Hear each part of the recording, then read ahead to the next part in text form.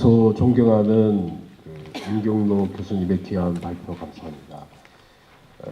사학계의 원로로서 한국사의 관점에서 3.1운동을 알기 쉽고 간명하게 조명해 주셨습니다. 3.1운동의 배경과 요인, 만세시의 묘사와 반응, 그리고 3.1운동의 혁명성을 강조해 주셨습니다. 윤경로 교수님의 발표문에 보면 3.1운동이 왜 혁명인가 하는 정말 사학계의 원로로서 가슴 뜨거운 절절한 이렇게 발표문이 있는데 여러분들 꼭 이 발표문을 읽어보시기 바랍니다. 시간이 없어서 말씀을 안 하신 것 같아서 제 시간에 제가 좀 대신 말씀을 드리면 1910년이 이제 우리가 한일 병탄이 일어났던 해지 않습니까?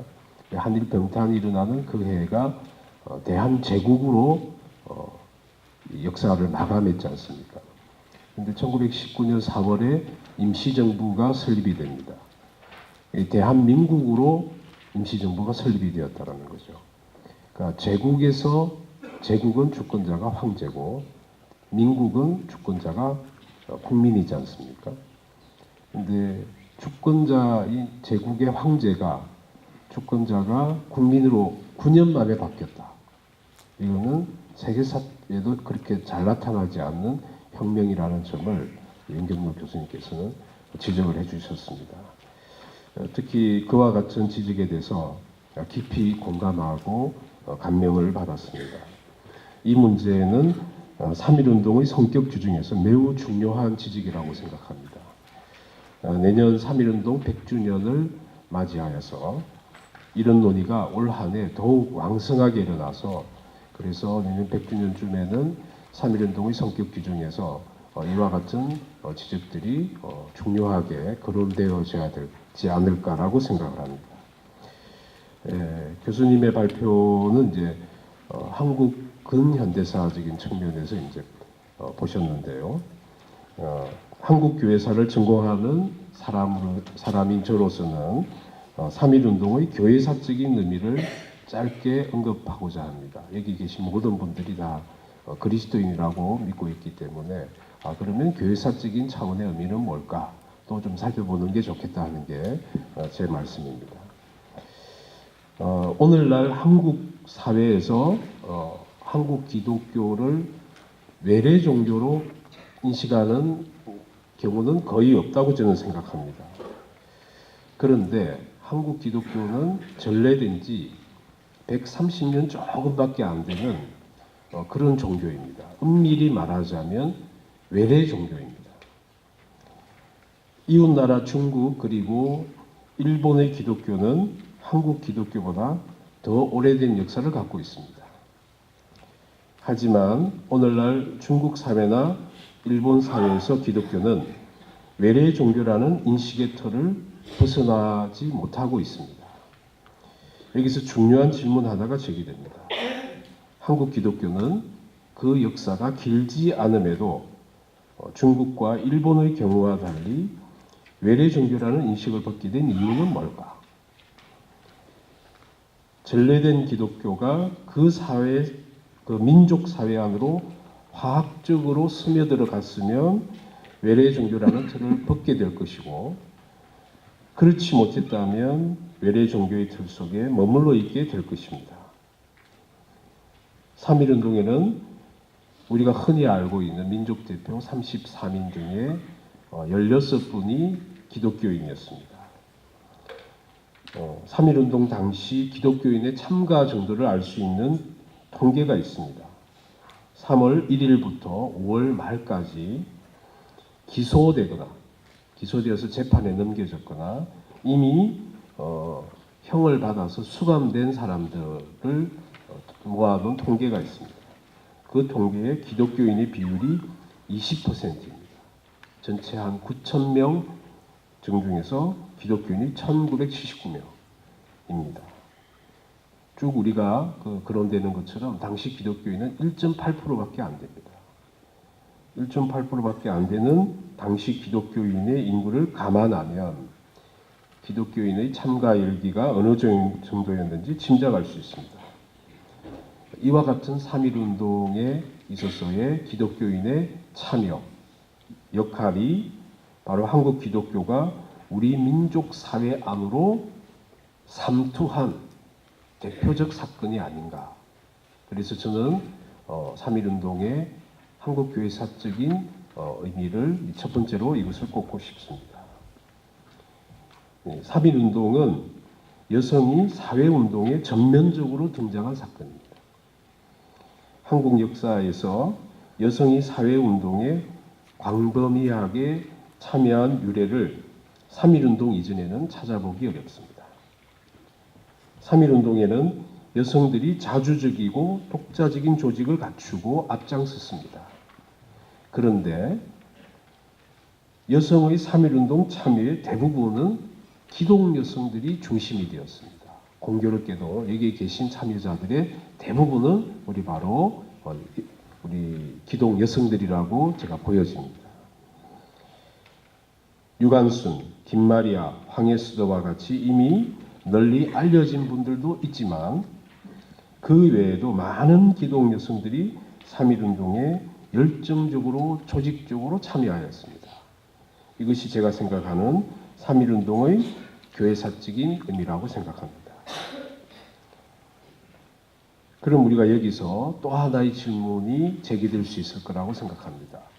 그럼 기독교인들이 어떻게 해서 어떤 연유로 어떤 동력에 의해서 이와 같이 열정적으로 3.1운동에 참여하게 됩니까? 독립의 문제는 엄밀히 말하면 신앙의 영역에서 볼 때는 이건 사회 문제입니다. 그렇지 않습니까? 독립의 문제는 사회 문제. 우리 신앙 독립운동이 독립이 된다고 해서 내가 구원을 받거나 하는 문제는 아니지 않습니까? 신앙의 영역과 다른 영역입니다.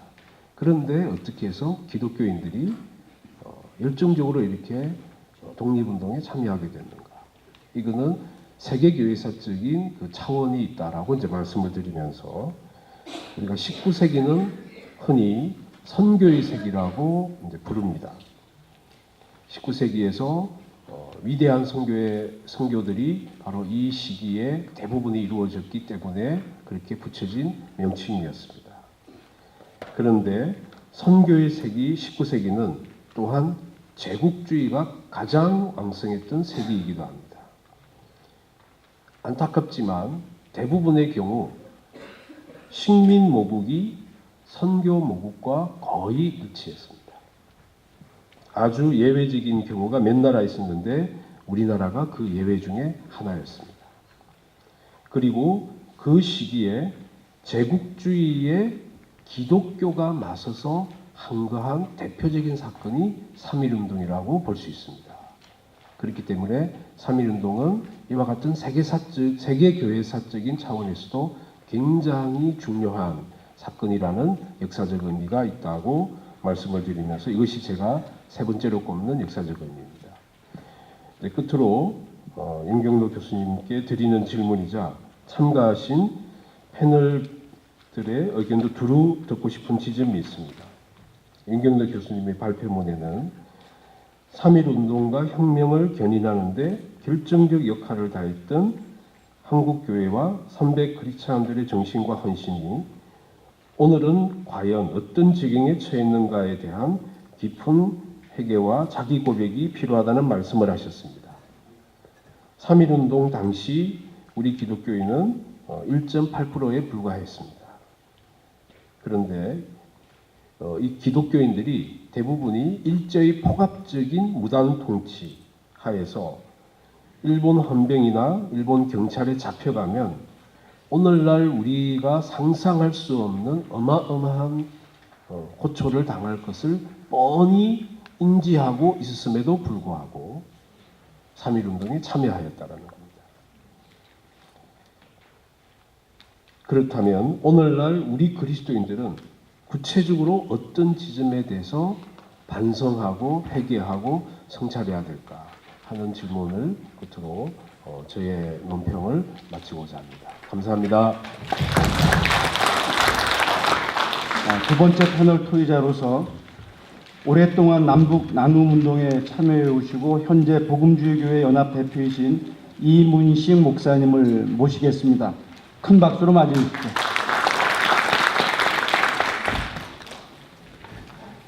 저는 이 평통연대의 그 운영위원으로 참여하고 있습니다. 제가 받은 저것은 평화통일의 관점에서 3.1운동의 성격을 이렇게 다시 한번 규명해달라 하는 내용을 받아서 그 관점에서 보겠습니다. 특별히 윤경로 박사님의 그 3.1운동의 혁명적 성격을 아주 강조해 주신 것이 제일 중요한 단초가 된다고 생각합니다. 평화통일의 관점에서도 이 3.1운동의 혁명적 성격을 바탕으로 해서 살펴보는 것이 좋겠다고 생각했습니다. 첫 번째는 이 자유와 민주 정신을 국가 수립의 가장 중요한 가치로 3.1운동이 천명했다는 것에 우리가 유념해야 된다, 이렇게 생각합니다.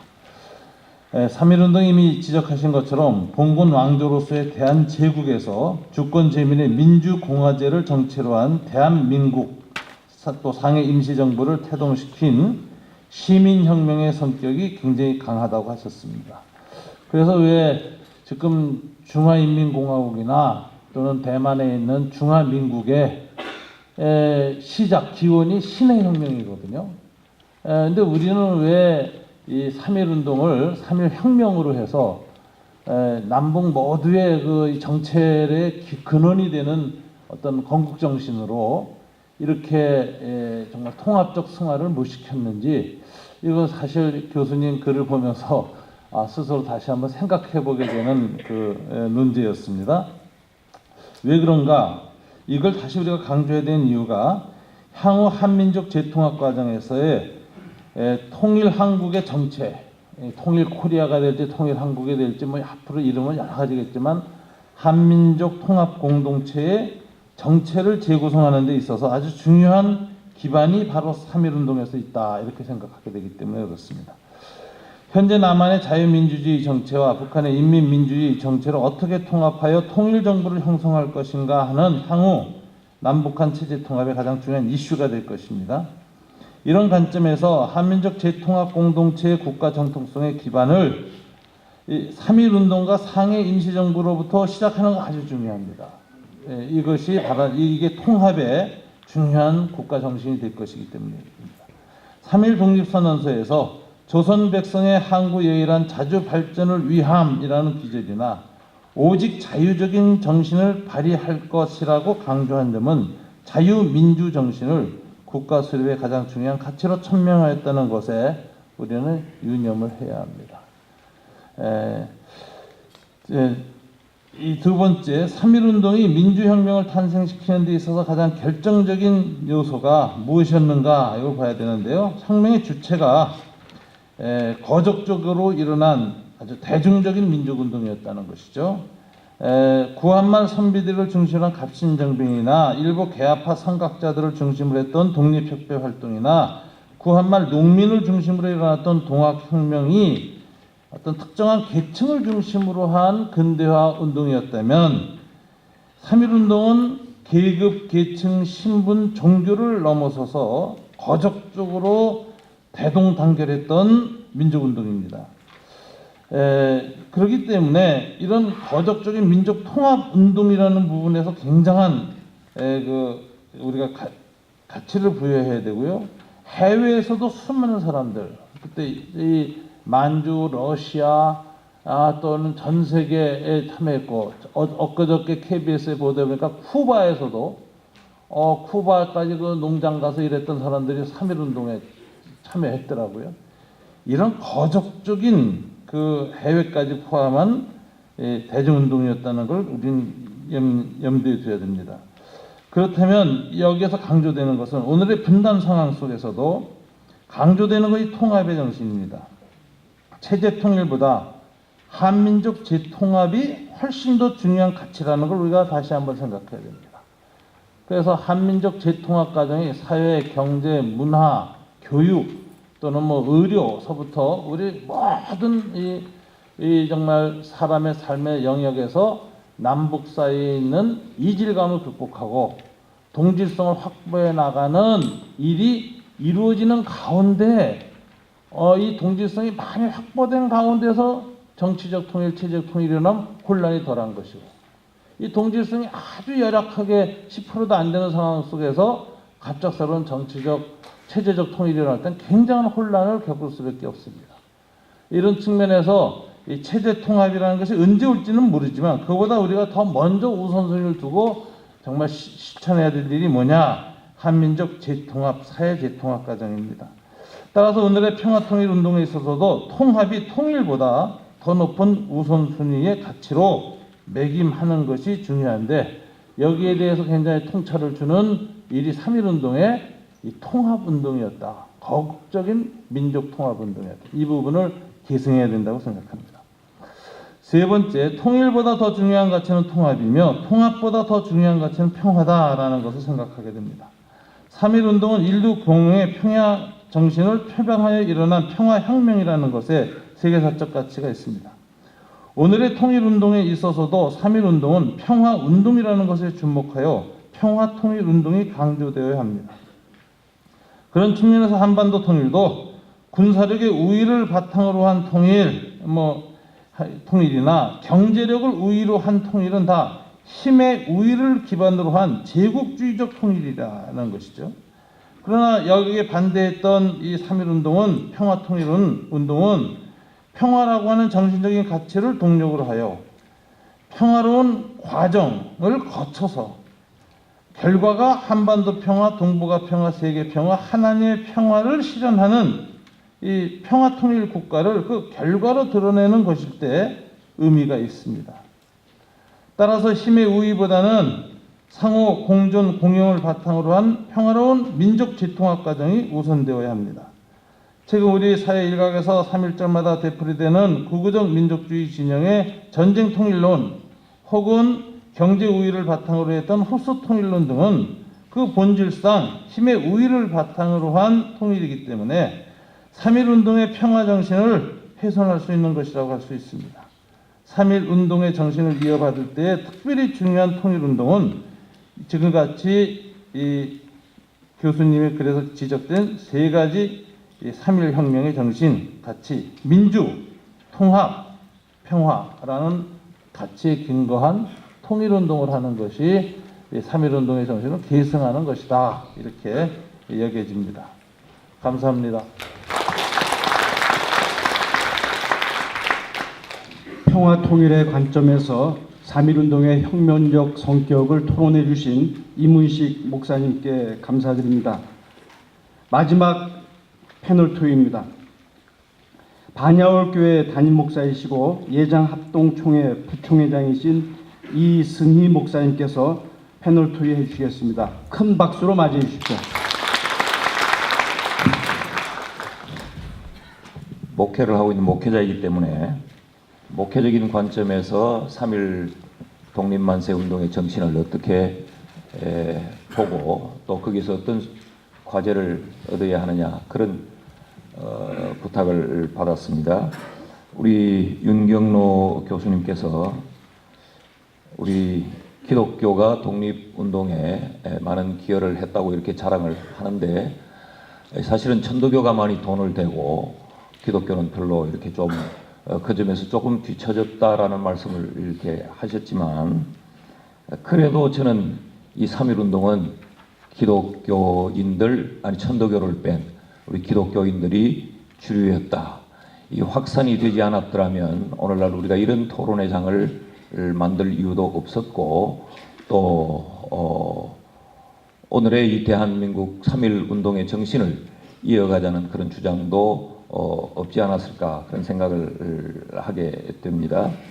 계속 지금 앞에 우리 윤경로 교수님이나 또 우리 장신혜 교수님, 또 우리 이문식 목사님 말씀하신 것 중에 보면 기독교도들의 인구가 그렇게 적었음에도 불구하고 이 만세운동에 아주 적극적으로 하는 우리 교인들이 참여했다는 이야기가 공통점으로 나오는 것을 저는 조금 더 부각을 시킬 필요가 있다. 이 교회를 목회하고 있는 목사의 입장에서 그런 생각을 좀 갖습니다. 그러면서 동시에 이 3.1 운동을 교회 운동이었다라고 좀 더 깊이 무게를 두는 것이 우리에게 필요하지 않을까. 많은 기독교 지도자들이 있었고 아마 오늘 이제 11시부터 KBS에 이 3.1 독립만세운동을 특집 다큐로 2부작으로 다루는 것을 알고 있습니다. 그게 아주 주된 내용이 많은 미션 스쿨의 학생들이 동원이 되었고 그 배후에 선교사들의 역할이 컸다라고 하는 것을 이제 굉장히 부각을 시키게 될 것입니다. 그런 점들이 우리 이 3.1 운동 정신을 기억하면서 좀 더 우리가 생각해야 될 의미라고 생각을 하고 우리 윤 교수님이 말씀해 주신 이 결론 부분에서 3.1 정신의 연합, 연대 정신, 그래서 연합체를 구성해서 100주년 행사를 추진하는 것을 좀 고려해서 큰 울림의 장이 되었으면 좋겠다라는 말씀도 주셨고 학술대회권도 말씀을 하셨고 남북이 3.1 운동 100주년 행사를 함께 추진하는 일들을 했으면 좋겠다. 이게 이제 좀 교회가 관심을 가져야 될 그런 부분이 아닌가 싶어서 그 부분에 대해 좀 말씀을 드리고 싶습니다. 3.1 운동이 결국 우리 민족을 그렇게 하나로 묶을 수 있었던 것은 항일이라고 하는 것이 이 목표가 되어서 하나가 된 운동이 아닌가. 그러면 3.1 운동의 정신은 곧 하나됨에 있다. 그렇게 본다면 우리 한국교회가 이 하나되는 연합운동이 좀 절실히 필요하다. 이 3.1 운동의 정신을 이어간다면 오늘 여기 우리 합동측 교단 총회장님도 와 계시고 우리 통합측 총회장님도 와 계시는데 사실 지금 한국교회 연합운동은 마치 분열운동을 하는 듯한 인상을 우리에게 주고 있음을 부인할 수 없습니다. 3.1 운동 정신이 민족을 하나로 묶는다면 이 모든 우리 교회들이 하나로 연합되는 이런 연합운동을 이어갈 때 3.1 정신을 제대로 계승하고 있는 것이 아닌가. 그런 목회자의 관점에서 그 부분을 우리가 좀 주목해야 될 필요가 있다라는 생각을 가지고 아울러서 이 한국교회는 지금 도시와 농촌도 하나 되는 운동이 절실히 필요하다. 우리가 모일 때마다 하나가 되어야 된다고 말하지만 도시와 농촌은 점점 더 이 교회 간에 담이 높아지고 또 단절이 더욱더 심화되고 있는 이런 시점이 아닙니까? 뭐 남북 문제도 역시 마찬가지고 그런 입장에서 보면 이 3.1 운동의 하나됨 정신, 연합 정신을 우리가 좀 이어간다고 하면 이 부분을 좀 주목해서 봐야 한다. 건강한 교단 연합 운동이 추진될 필요가 있다라는 겁니다. 지금 우리 윤 교수님께서 3.1 운동 100주년에 대한 이제 이를 위해서 연합체를 구성할 필요가 있다라고 말씀을 드린 것 저는 전적으로 동의를 합니다. 우리가 교단이 연합을 하고 교회가 연합을 해서 하는 가장 큰 행사가 부활절 연합예배라고 생각하는데 이 점 또한 우리만의 잔치일 수 있다. 우리에게는 굉장히 중요한 것이지만 교회 밖의 사람들은 전혀 주목하지 않는 그런 행사라고 단정을 짓는다고 하면 이 3.1 독립만세 운동을 묶어서 이것을 중심으로 해서 교회가 연합운동을 하게 되는 이건 굉장히 대사회적으로 중요하다. 우리 통합측 교단장님 설교 때도 교회가 다시 세상 속으로 들어가야 한다라는 말씀 굉장히 공감을 합니다. 그리고 우리 또 이치만 교수님 말씀하신 부분도 교회가 이 사회 속으로 파고드는 것이 교회를 더욱더 교회답게 만들고 교회 역량을 키울 수 있다라는 말씀에 동감을 합니다. 그래서 건강한 교단 연합 운동이 3.1 운동의 정신을 이어가는 것으로 발전시킬 수 있었으면 대단히 좋겠다라고 하는 것. 이게 우리 하나의 숙제라고 생각을 합니다. 뿐만 아니라 아울러서 도시와 농촌 교회가 하나 되는 운동도 우린 여기서 좀 고민을 해야 될 것 같습니다. 도시와 농촌 교회가 하나가 되지 아니하면 도시 교회가 농촌 교회를 품으면서 하나 되지 아니한다고 하면 한국 교회의 연합 운동은 좀 소원하다라는 말씀을 드리고 싶습니다. 그리고 우리 앞에 이문식 목사님 말씀을 이미 다 하셨기 때문에 건강한 남북 교회 운동 추진도 우리가 다시 한번 좀 생각을 해야 된다. 한편으로 치우침도 우리가 이야기가 나왔는데 이 치우침을 좀 완화하기 위해서도 이 운동은 교회가 앞장서는 것이 옳다라는 말씀을 드리고 싶습니다. 정부보다는 교회가 이 일을 추진해야 한다. 교회가 남북이 하나 되는 이 운동에 앞장을 서는 것이 필요하고 같은 목소리를 내는 것이 우리에게 필요한 숙제다라는 말씀을 드립니다. 이 연합이라고 하는 정신을 보면 다음 세대 학생 회복에 학생운동의 회복에 우리가 관심을 좀 둬야 된다. 3.1운동의 정신과 전혀 뜬금없는 이야기인 것 같지만 3.1운동에 가장 핵심적으로 헌신하고 그 운동을 확산시켰던 그 한 부류를 당시에 미션스쿨의 학생들이었고 젊은이들이었다고 한다고 하면 우리는 다음 세대의 이 학생운동의 회복이 우리에게 절실히 필요하다. 기성세대는 연합체도 구성하고 연합운동도 활발히 하고 오늘도 우리가 이런 모임을 갖게 되지만 이 다음 세대가 이런 연합하는 학생운동이 일어나지 않는다고 하면 이 교회의 연합운동은 어쩌면 우리 세대에서 끝이 날 수도 있고 다음 세대가 통일에 대하여 관심을 갖는다든지 한국 교회에 대하여 관심을 갖는다든지 이 연합에 대하여 관심을 갖는 일은 없어지고 말 것이다. 그래서 우리 이런 3.1운동의 연합정신을 우리가 좀 기억하면서 다음 세대 복음운동의 부활이라든지 기독 청년협의체 육성 및 지원을 우리 기성세대가 좀 관심을 가져주셔야 한다. 우리는 지금 기성세대의 연합체는 굉장히 많지 않습니까? 너무 많아서 우리가 지금 정신없이 헷갈릴 정도인데 이 기독 청년들과 기독 학생들의 이 연합체를 우리 어른들이 관심을 가지고 좀 길을 열어주고 교단별로 지원을 해 줄 필요가 있다. 그래야 3.1운동의 이 하나된 연합정신은 한국교회의 다음 세대에 개성될 수 있다. 이런 점을 좀 함께 고민했으면 좋겠고 우리 윤경로 교수님께 이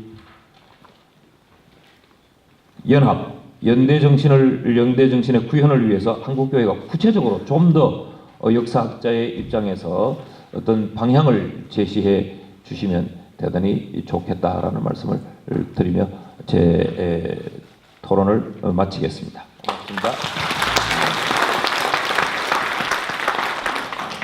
3.1운동의 정신에 근거해서 한국교회가 어떤 과제를 설정해야 할지를 중심으로 해서 좋은 토론을 해주신 이승희 목사님께 감사드립니다. 원래 사회자로서 여러분들에게 진행 방식을 말씀드렸는데요. 이제 플로아의 차례인데 시간이 생각보다 많이 경과가 됐습니다. 그래서 플로아에 궁금하신 분들이 참 많으실 텐데 오늘 행사가 끝난 후에 기조 강연자와 패널 토의자들을 따로 만나셔서 질의하시고 해서 심도 깊은 대화를 계속 이어가셨으면 하는 바람입니다. 원래 약속대로 진행하지 못하는 것을 여러분들 용서해 주시기 바랍니다. 이제 세 분 패널 토의자의 말씀을 아우러서 이제 기조 강연자이신 윤경로 박사님께서 마무리 발언 한 2, 3분 내로 해주시면 고맙겠습니다. 예, 세 분 이렇게 성의 있고 내용 있는 그런 토론해 주셔서 또 제가 미처 언급하지 못한 부분을 또 부연해 주시고 그래서 너무 고맙습니다. 특별한 질문이나 토론거리는 없는 것 같습니다. 마지막에 이승희 목사님께서 3.1 정신의 현대적인 교훈이라고 아까 그것에 중에 가장 중요한 것 중에 하나가 연합과 연대 정신인데 이걸 오늘의 한국교회가 어떻게 구현해 나가겠느냐 한 방법을 역사학자 입장에서 한마디 해주면 좋겠다고 생각하는데 아마 오늘 이렇게 한교협입니까? 이 모임을 한교협도 아마 이제 그런 연대 모임으로 이렇게 하는 걸로 저는 압니다. 근데 제가 조금 좀 비판적으로 말씀 한마디 드린다면 한국교회가 이 민족의 문제, 역사의 문제, 통일의 문제 이런 문제들을 정말로 진지하게 연합해서 무슨 행사를 하고 제가 지금 이 한국 기독교 역사 문화관 뭐 건립을 위한 그런 준비 모임에 제가 좀 어떻게 관계가 돼가지고 나가면서 굉장히 제 좌절감을 느낍니다. 한국 교회, 특히 개신교회는 연대 연합운동이 안 돼요. 다 개교의 중심이에요. 말만 무슨 3.1영신 뭐 이런 때 오면 한마디씩 하고 그러지 돌아가면 또 다 자기 교회로 돌아가요. 그래서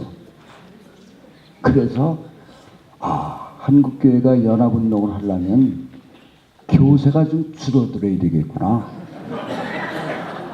도저히 나 혼자로서는 아무것도 못하겠구나. 이렇게 됐을 때 이제 모여들지 않을까.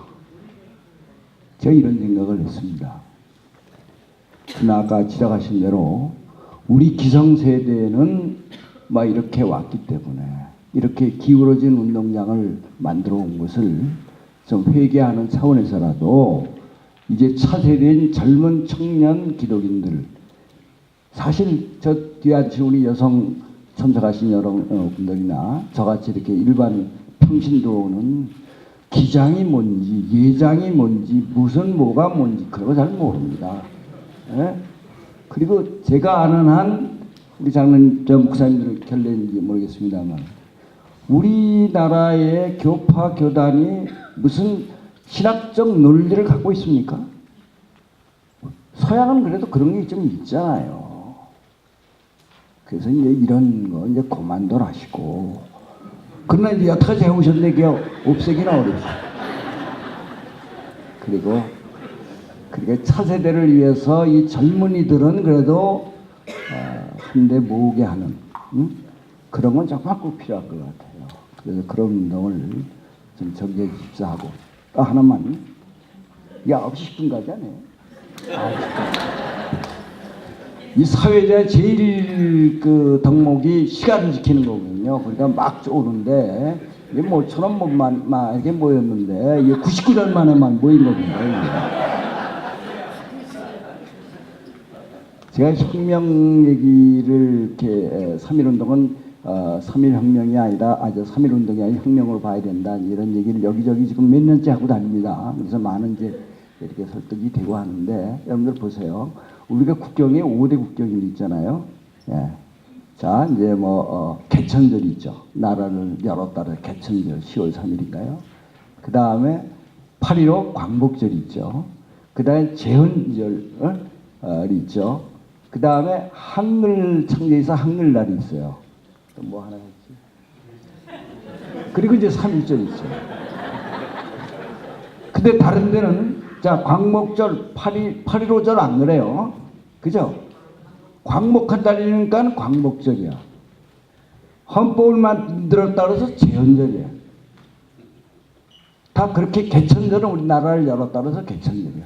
근데 왜 3.1절만 앞도 뒤도 없이 그냥 3.1절입니까? 이것도 문제 아니에요. 네?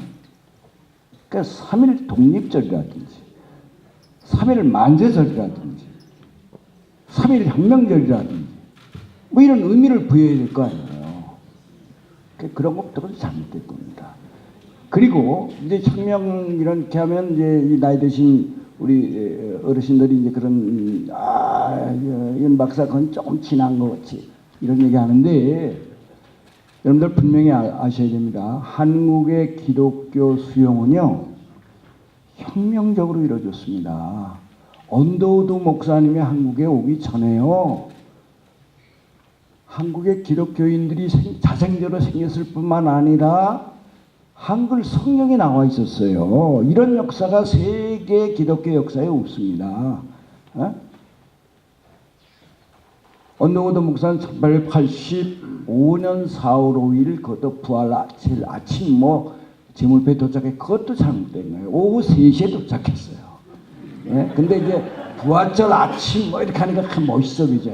이렇게 백낙준 박사 한마디 하는 바람에 이게 그냥 지금까지 그대로 오는데 이것도 정확하게 그렇게 중요한 얘기는 아니지만 그런데 그분이 오기 전에 이미 국내 서울에 이 황해도 일대에 평안도 일대에 기독인들이 있었어요. 기독인들이 예수를 그리스도로 고백한 한국인 그리스도인들이 있었을 뿐만 아니라 한글 성경이 나왔어요. 그때 예수를 믿는다는 것은 목숨을 내놓는 일이었어요. 저는 실학자들은 개혁론자들이었다고 얘기한다면 초기에 기독교 하나님을 믿으려고 했던 분들은 혁명론자들이었습니다. 이런 역사성이 있어요. 그래서 우리 한국교회는 다이나믹한 거는 혁명성이 있기 때문에 그런 겁니다. 그러니까 이거를 우리 지도자분들께서 참 우리 교인들을 잘 끌고 가면 정말 한국의 기독교가 세계 기독교가 그냥 선교사만 보내는 것이 아니라 직업적인 선교사들만 보내는 게 아니라 정말 복음을 백성을 해방시키는 이렇게 변화돼야 됩니다. 근데 저 같은 사람을 안 불러요. 이제는 세상이 좀 변했고 정말 바르게 역사를 인식하고 그리고 교회에서 그 공과 시간에 우리 기독교 역사를 가르치고 우리 한국의 역사를 바르게 가르쳐야 됩니다. 이렇게 역사를 이번에 왜곡하려고 다 나라가 이렇게 기반이 이렇게 큰 그 단처 제공이 역사 교과서 문제 아닙니까? 역사라는 게 중요합니다. 남북 통일 얘기하지만 제가 볼 때는 군사적 통일, 정치적인 통일, 경제적 통일 쉬울 수 있어요. 그러나 역사 인식의 통일이 남북 간에 상당히 어렵습니다. 결국 우리가 민족이 통일되려면 정신이 하나가 돼야 할 텐데 이걸 하려면 우리가 바른 역사 인식을 갖고 역사 의식을 갖고 남북이 만나야 결국 동지적 회복이 가능할 거예요. 이런 점에서 나는 정말 한국의 지도자 되신 여기 어르신들 다 모이셨는데 교회 교육, 특히 청년선들 교회 여기에 우리 역사 자기 뭐 없지 않습니까? 그렇지 않습니다. 제가 지금 그 이사장으로 있는 한국기독교역사연구소에서 120여 권의 한국교회와 관련된 책이 연구소가 다 나와 있습니다. 조금만 지원해 주시면 저희가 다 보내드리겠습니다. 그러니까 책이 없다, 연구소가 없다 그런 얘기하지 마시고 조금 더 관심을 가지시고 그리고 우리 역사 교육에 대해서 역사 인식에 대해서 좀 이런 기회에 새롭게 인식하시고 관심을 가져주십사 하는 말씀을 오늘 기조 발제자의 입장에서 한마디 길게 좀 얘기해서 죄송합니다. 감사합니다.